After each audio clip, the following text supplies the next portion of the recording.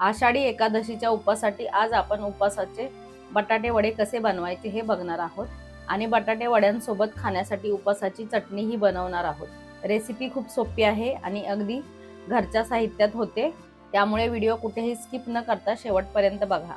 नमस्कार, ताईच्या किचनमध्ये आपले सर्वांचे खूप खूप मनापासून स्वागत आहे। उपवासाचे बटाटे वडे बनवण्यासाठी इथे मी पाव किलो बटाटे उकडून घेतलेले आहेत। उकडलेले बटाटे थंड होईपर्यंत आपण चटणी बनवून घेऊयात।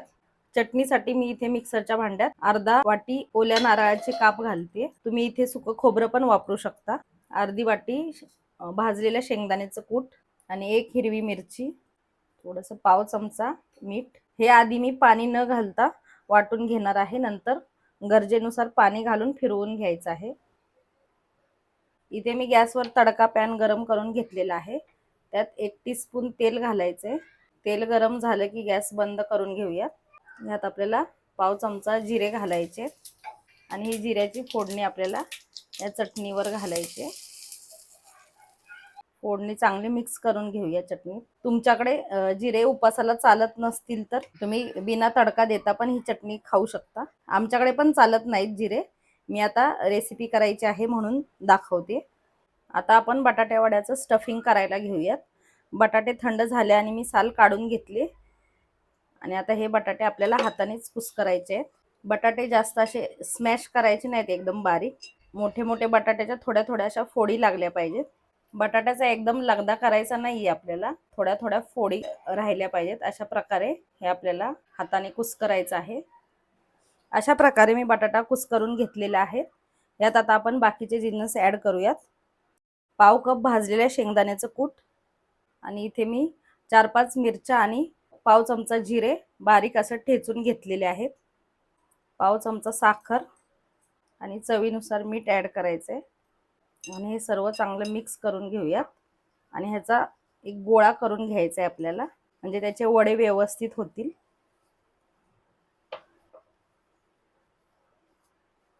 एकादशीचा उपवास दुसऱ्या दिवशी सोडला जातो, त्यामुळे आपल्याला दिवसभर फक्त खिचडीवर राहता येत नाही। त्यामुळे अशा प्रकारे तुम्ही रात्रीच्या फराळात तुम्ही असं वेगळं काहीतरी उपवासाचा पदार्थ बनवू शकता। सर्व जिन्नस चांगले मिक्स करून झाले, असा गोळा पण तयार झालेला आहे। आता आपल्याला ह्या मिश्रणाचे आपल्याला हवे त्या साइजचे बटाटे वडे करून घ्यायचे आहेत। मी एवढं मिश्रण असं घेतलेलं आहे आणि आधी आपल्याला असं गोल फिरवून घ्यायचं आणि मग थोडंसं असं चपट करून घ्यायचं आहे, जसं आपण आपल्या बटाटे वड्यांसाठी करतो तसं। मी थोडे लहानच केलेले आहेत।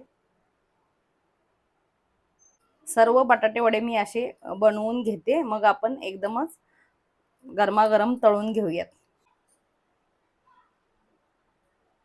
बटाटे वड्याचं वरचं कोटिंग तयार करण्यासाठी मी इथे एका बाउलमध्ये 1 कप हे वरीच्या तांदळाचं पीठ घेतलंय। वरीचे तांदूळ म्हणजेच भगर। ह्या जागी तुम्ही राजगिऱ्याचं पीठ पण वापरू शकता आणि हे पीठ मी विकतचं आणलेलं आहे।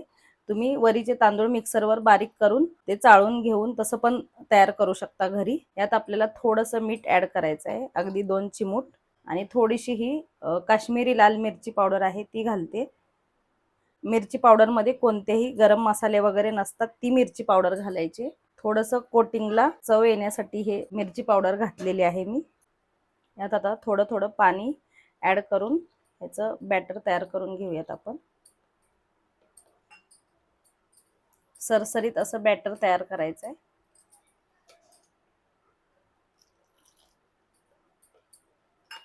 एकदम पाणी घालायचं नाही, थोडं थोडं पाणी ऍड करूनच हे आपल्याला बनवायचं आहे।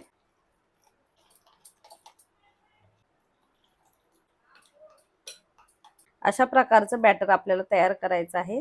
इथे तुम्ही कन्सिस्टन्सी बघू शकता।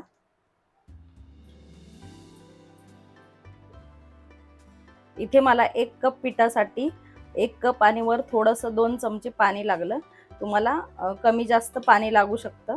आता आपण वडे तळायला घेऊयात। बटाटे वडे तळण्यासाठी मी इथे कढईमध्ये तेल मध्यम गरम करून घेतलेलं आहे। हा बनवलेला बटाटे वडा आपल्याला हा बॅटर मध्ये डीप करून सर्व बाजूनी कोट करायचं आहे। मी इथे चमच्यानीच वडा सोडणार आहे तेलात, म्हणजे आपला हात पण खराब होत नाही।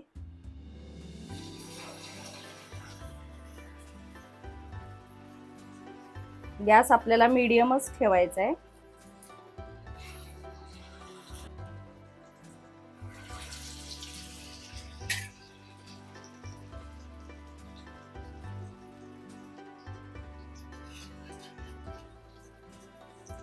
वडे आपण आता हे पलटून घेऊयात। तेल चांगलं गरम असल्यामुळे ते खालच्या बाजूने लगेचच असे चांगले सोनेरी रंगावर भाजलेले आहेत आणि चांगले सेट झालेत।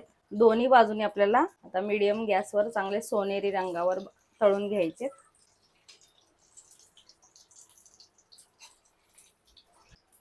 दोन्ही बाजूने आलटून पलटून 1 ते 2 मिनिटं चांगले हे आपले वडे तळून झालेले आहेत। तुम्ही बघू शकता एकदम मस्त असे सोनेरी रंगावर तळलेले आहेत। हे आपण काढून घेऊया।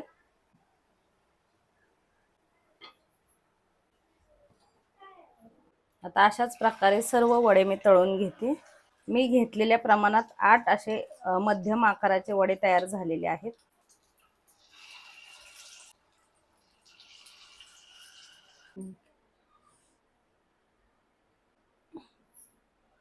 ते पसारा होणार आहे।